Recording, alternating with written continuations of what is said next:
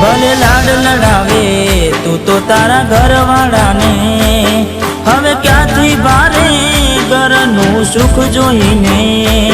ભલે લાડ લડાવે આજે તારા ઘરવાળાને, મને ક્યાંથી ભારે ઘરનું સુખ જોઈને.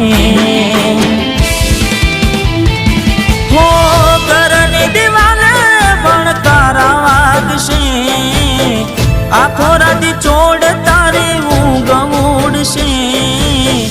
એ દાડે મારી યાદો રોવડાવશે.